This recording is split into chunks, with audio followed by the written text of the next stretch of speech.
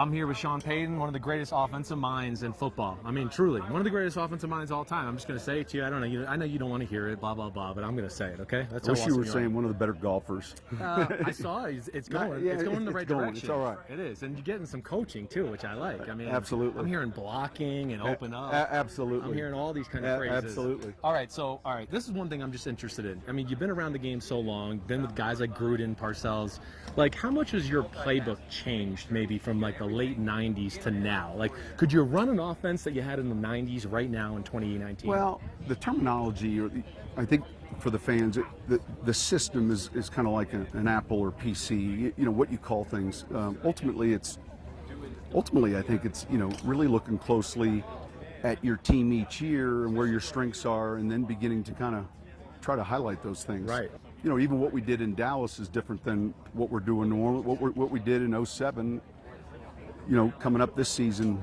So the system terminology hadn't changed, right. And yet, you know, who's your runner, who are your tight ends, you know, where do you want the football to go, and you know, most importantly, the quarterback. Right. Okay. And you got a great one. Yeah, right. we've kind of had this where, you know, there might be a reference, say in 08, we ran it like this, and so there are little subtleties based on what you're seeing defensively, and then what your own team is made up of. Right. Right. I mean, how do you?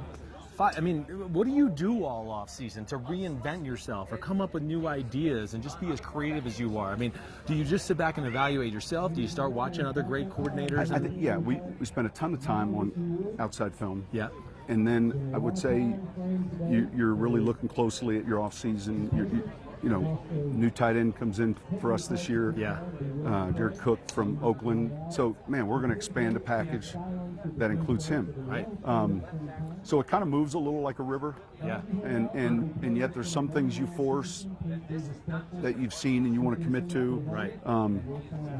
And yet ultimately it's still about, you know, the blocking, the tackling, and the technique that you really want from each position group. Right. All right. So I just gotta ask one obvious question. Okay. I mean, the last 2 years, okay, have also they've ended horribly.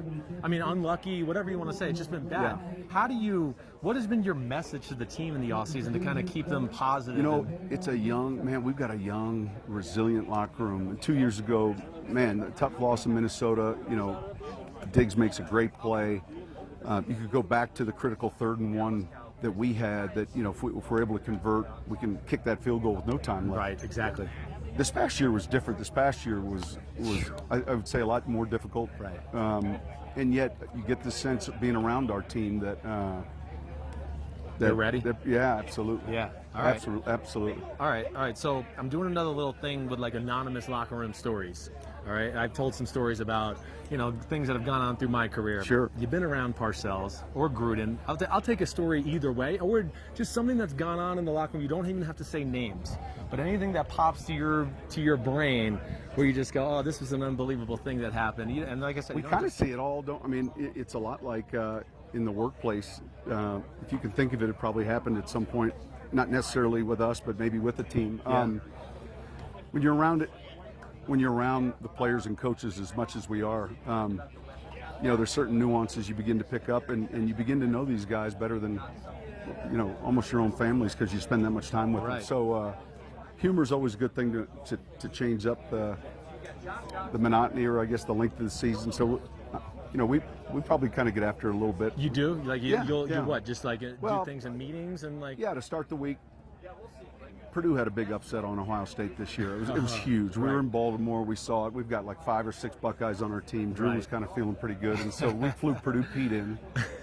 And Wednesday morning, Purdue Pete came in with a hammer and he smashed 5 Buckeyes, and then he handed out, you know, some steam engine trains. Right. Yeah, something fun. That's I gotta awesome. go. Yeah, good stuff though. You're the man. So that's how you liven the team up a little bit. Yeah, absolutely. Like all right, you're the man. Go ahead, do your thing. Good stuff. Thank you, guys. Hi, I'm Mike Tirico, and thanks for watching. Make sure to hit subscribe for the latest news and highlights from NBC Sports.